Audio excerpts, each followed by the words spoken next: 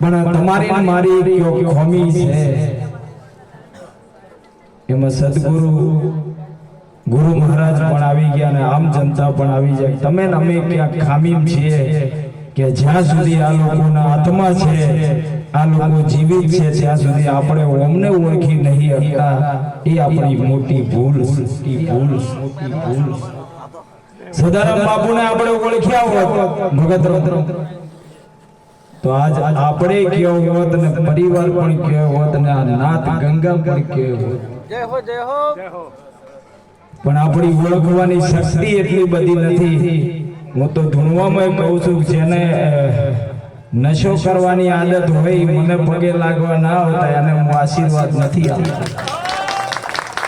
અને જેના ઘરમાં મોસ માટી વપરાતું એ મને પગે લાગવા ના આવતા અને હું આશીર્વાદ આપતો નથી. અને મને મારા હમણાં ગુરુ મહારાજે કીધું ને દુનિયામાં બે વસ્તુ એવી છે કે ના હોય તો તમારે કોઈને જીવાય નહીં, અમારે ના જીવાય, ના ગુરુ મહારાજને પણ ના જીવાય. ધના ભગત બાપુ બાપુ સાચી વાત. એક જેના જીવનથી મરણ સુધી કોઈને ગુરુ મહારાજ ના હોય અને આ દુનિયામાં જીવવાનો અધિકાર નથી. અને બીજું આહુ મહિનાની નોરતની આઠમ આવે ને જેના ઈષ્ટદેવની જેની કુળદેવીની પડલીના દર્શન ના કરે અને આ જગતમાં જીવવાનો અધિકાર નથી. આ બે વસ્તુ જગતમાં છે અને એના વગર જીવે એ મોણા ના કહેવાય, પછી પશુમાં જ ગણાય. ગુરુ મહારાજ તમામને વિનંતી કરું છું કે જ્યાં જ્યાં તમારી કુળદેવી હોય, તમારા ગુરુ મહારાજ હોય, સવારમાં એક વખત નામ, હાજે એક વખત નામ. ભજન જવાય જરૂરી નહીં, ધૂણવું જરૂરી નહીં. હું ભૂલ છું તો કહું ધૂણવાની કોઈ જરૂર નહીં, પણ કોકને નડવું નહીં. અરે અરે જય હો. કોક ગાડી લાવી હોય તો રાજી રહેવું, કોક લાડી લાવી હોય તો રાજી રહેવું, કોક 2-5 લાખની લાવે તોય રાજી રહેવું. ઘણી વખત કહેવતમાં કીધું છે અને તમે નમે હમા ના રહ્યા ને ગુરુ મહારાજો આપણને કેર હશે હમારો હમારો. તમે નમે બધા હમા ના રહ્યા, આ જગત હમું ના રહ્યું તો દેવાયત પંડિતની વોણી હેલી આવે છે.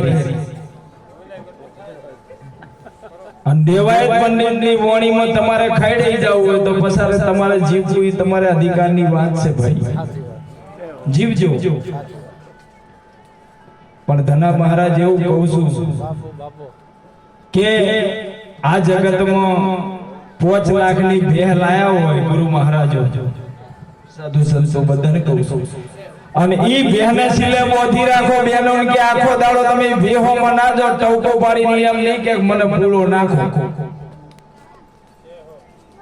એને ભગવાન એવી સુરતા આલી છે તારે માગવાનું નહીં, આલે ઈ ગાધે જવા. જયંતિ મહારાજ કૂતરો બગાડો ને એ સુરતા આલેલી છે તમારે માગવું નહીં, નાખે મળે ખાઈ લેવાનું.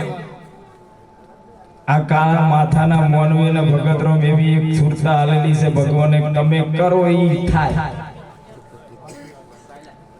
ઓયથી નીકળીને રોડ ઉપર આ નાળામાં જેમ કોકને 2 લાફા મારવા હોય તો તમને શું આલેલી છે? કોકને ગાળો બોલ્યો, કોકને છેતર પડાઈ લેવો, કોકની ગાડીઓ પડાઈ લેવો, લૂંટી લેવું હોય તો તમને ભગવાને શું ચાલી? પણ ભાઈ સાહેબ તમારે શું કરવું છે તમારે વિચારવાનું. એટલે હું રોજ કહું છું કે તમે તમારી બેટીને હામી રાખવી હોય, તમારી બેટીને તારવી હોય, તમારી નાતને તારવી હોય, તમારા પરિવારને તારવું હોય તો સદગુરુના ચરણોમાં જતા રહેજો. ભુવનના ચરણોમાં ઓછા પડજો હું વાદા કહું છું.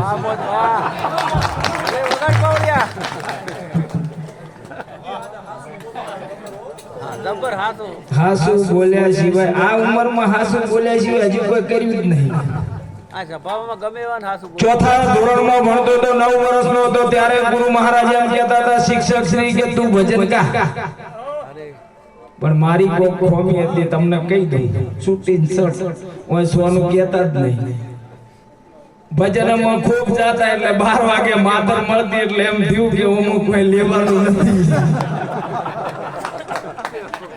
એટલે મેમરી કાર્ડ બદલાઈ દીધું અને જતા રહ્યા ધૂણવા તમને અમુક કોક મળે જાય તે ભગવાને ગળું આલ્યું છે તે રોજ 5000 કમાવું છું પાછા. ભલે માતાજી મેર પણ જ્યાં જઉં છું અહીંયા આવી જ શીખાડું છું બધા આવું જ કરજો. અને એમાં એક ભજન નાનકડું 2 અક્ષરનું કહી નાખું મારા બાપા વિશે